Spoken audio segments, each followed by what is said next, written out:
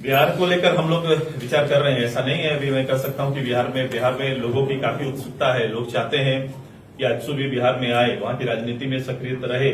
ऐसे कई लोगों का, कई प्रतिनिधियों का, कई संघर्षशील उधर के कार्यकर्ताओं का और राजनेताओं का प्रस्ताव अभी हमारे पास है। हम लोग भी बहुत जल्द निर्णय लेंगे कि बिहार की राजनीति में, इस वोट की राजनीति में और वैचारिक रूप से बिहार में हम दखल देंगे कि नहीं, ये निर्णय आपको आएगा। इसके साथ साथ बंगाल की राजनीति में भी हम लोग सक्रिय हैं। हम लोग ने चुनाव लड़ा है, हमारी टीम भी तैयारी कर रही है। आज पार्टी मुख्यालय में पार्टी की मुख्य इकाई, पार्टी कार्य समिति की जो नीति निर्धारण के लिए निश्चित की गई, उसकी आज बैठक आहूत की गई। बैठक में आगामी 22 जून जो हमारा बलिदान दिवस है, उस संदर्भ में राजनीतिक कार्यक्रम तय किया है। 22 जून को बलिदान दिवस के रूप में प्रदेश भर में हम सभी लोग याद करते हैं और 22 जून को फिर से हम सभी लोग इस बार रांची मुख्यालय में प्रदेश भर के सभी प्रखंड मुख्यालय के हमारे पदाधिकारी और प्रतिनिधि संयुक्त रूप से रांची में एकत्रित होकर बलिदान दिवस मनाने का पार्टी ने निर्णय लिया है।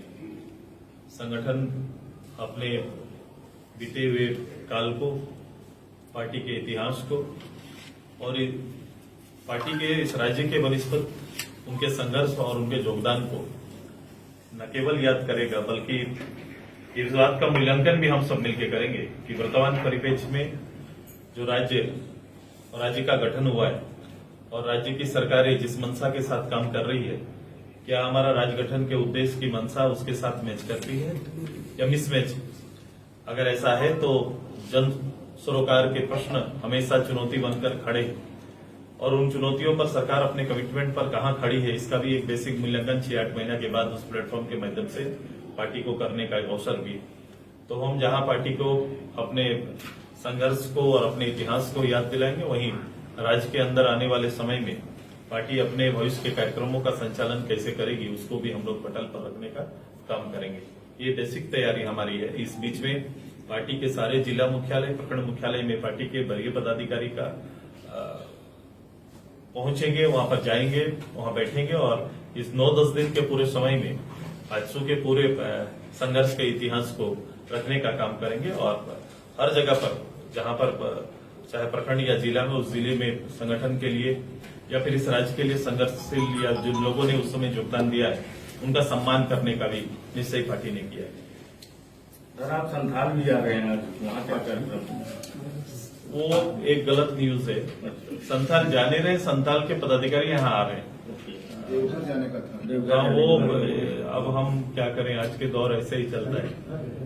कभी कभी गलतियां छपने में हो जाती है और वो मैसेज पास हो जाता है। एक्चुअली यहीं पर संथाल परगना के पदाधिकारियों का आज बैठक है। सारे जिला अध्यक्ष और केंद्रीय पदाधिकारियों को इस बैठक के बाद हमारा बैठक यहाँ प्रारंभ होगा।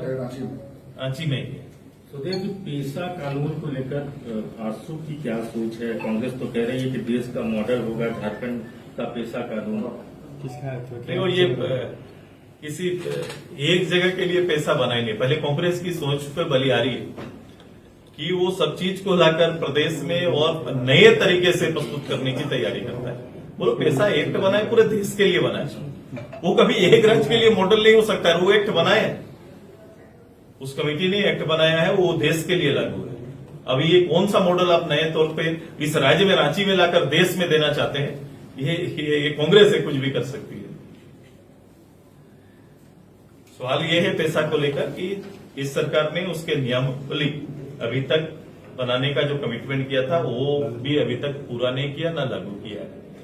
और इसके तहत जो नुकसान हो रहा है, वो सभी वर्गों को इस नुकसान में है। आज के दिन में कई तरह के विषय हैं। अभी कुछ दिन पहले आपने सड़कों पर जो हमारे खासकर आदिवासी समाज से जुड़े हुए, उनकी अस्मिता के लिए संघर्ष करने वाले लोगों को सड़क पर आपने देखा है। ये संघर्ष चल रहा है, उनका कोई जवाब सरकार की ओर से नहीं आता।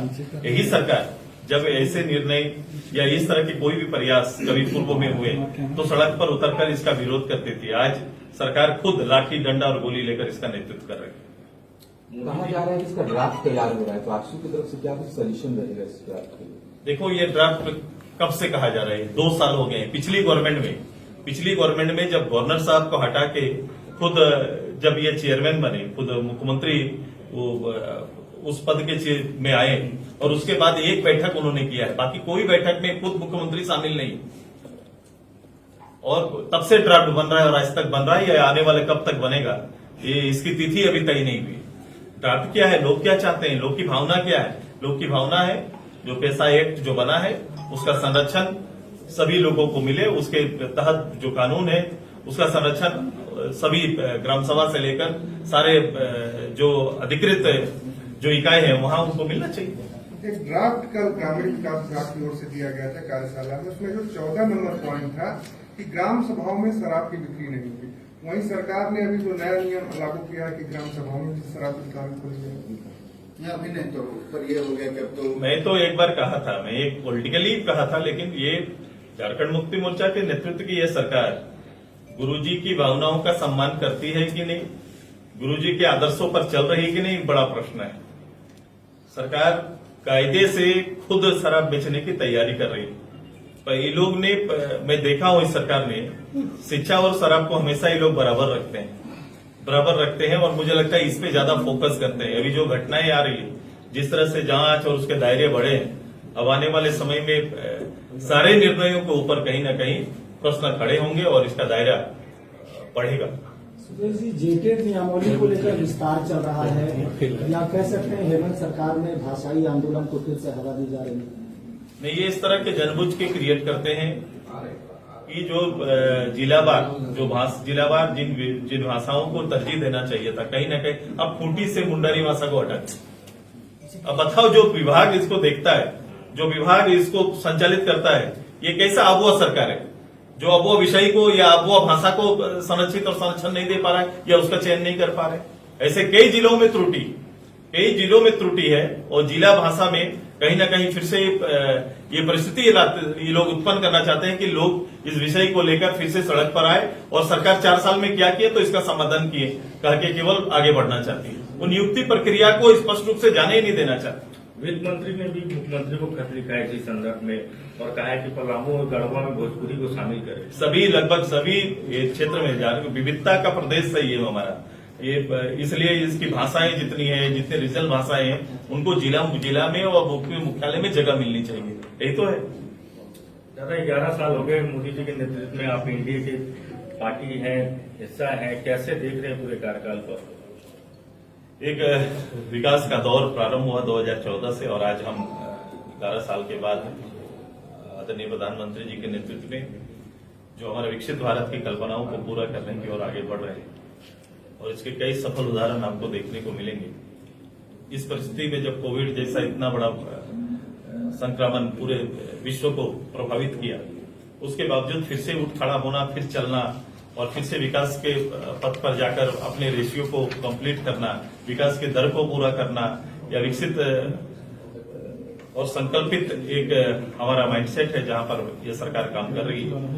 इंफ्रास्ट्रक्चर जो सबसे बड़ा फोकस है हमारा, और आज उदाहरण है कि पहली बार आजाद भारत में अब कह सकते हैं कि जो दूरी हमारी थी, जो कहा जाता था कश्मीर से कन्याकुमारी तक, ये तो इलाका हमारा होता था, ये नारे लगते थे, लेकिन वहां तक पहुंच का पथ हमारा केवल एक सड़क मार्ग था, अब रेल वहां तक पहुंच गई है। ये सुविधा का आकलन कर सकते हैं किस लेवल पे सोचा जा रहा है और किस लेवल पे काम हो रहा है। दादा, जिस शराब नीति के घोटाले की एसीबी जांच कर रही है, उसी नीति पर अब 30 जून से उसको एक्सटेंशन दिया जा रहा है। उसी नीति गवर्नमेंट स्पष्ट नहीं है। एक अराजकता के दौर से प्रदेश गुजर रहा है, एक आर्थिक संकट इस राज्य के अंदर में है, जो बहुत ही चिंतित विषय है। एक विषय नहीं, केवल शराब नहीं, शराब पर तो कोई नीति या निर्णय ही इनका स्पष्ट नहीं है। मैं कह रहा हूं कि अभी भी जिस योजनाओं को प्रभावित करने के लिए सरकार ने लाया, ये पूरी सरकार नया योजना का फंड इकट्ठा करने में लगी रहती है। आज पेंशन का देख लो, पेंशन जो एक सुचारू रूप से चलने वाला पेंशन कब से बाकी है, पेंशन लोगों को नहीं मिल रहा है। छोटी छोटी गवर्नमेंट के पहले कमिटमेंट जो थे, उन कमिटमेंट को अभी पूरा नहीं कर पा रहे हैं। जिनको नौकरी दिया है उनका वेतन सही समय पर नहीं आ रहा है। जिन ठेकेदारों ने काम किया है, उन ठेकेदारों की काम की हुई राशि उन्हें प्राप्त नहीं हो रही है। इस तरह से स्थिति है, माने भयावह स्थिति है। ये सामने आके कोई कह नहीं रहा है, लेकिन ये राज्य और राज्य की स्थिति बहुत ही वित्तीय स्तर पर भी अराजकता तो है।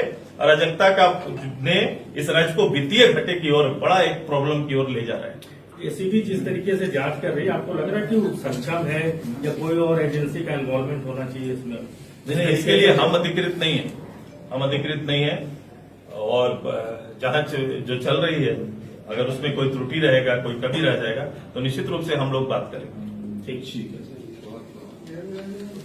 लेकिन जांच में ये जांच की, अभी मैंने कहा कि जांच को बहुत दूर तक जाना है। कभी भी कोई निर्णय किसी एक लेवल पर होता नहीं है, निर्णय हमेशा सरकार लेवल पर होता है। तो इसके लिए कौन जवाबदेह है, कौन दायित्ववान थे, ये सारी चीजों को देखा जाएगा। दादा, बिहार विधानसभा चुनाव को लेकर इंडिया गठबंधन तैयारी कर रही है, क्या आपकी भी है तैयारी बिहार में जाने की? बिहार को लेकर हम लोग विचार कर रहे हैं, ऐसा नहीं है। अभी मैं कह सकता हूं कि बिहार में लोगों की काफी उत्सुकता है। लोग चाहते हैं कि आजसू भी बिहार में आए, वहां की राजनीति में सक्रिय रहे। ऐसे कई लोगों का, कई प्रतिनिधियों का, कई संघर्षशील उधर के कार्यकर्ताओं का और राजनेताओं का प्रस्ताव अभी हमारे पास है। हम लोग भी बहुत जल्द निर्णय लेंगे कि बिहार की राजनीति में, इस वोट की राजनीति में और वैचारिक रूप से बिहार में हम दखल देंगे कि नहीं, ये निर्णय आपको आएगा। इसके साथ साथ बंगाल की राजनीति में भी हम लोग सक्रिय हैं। हम लोग ने चुनाव लड़ा है, हमारी टीम भी तैयारी कर रही है।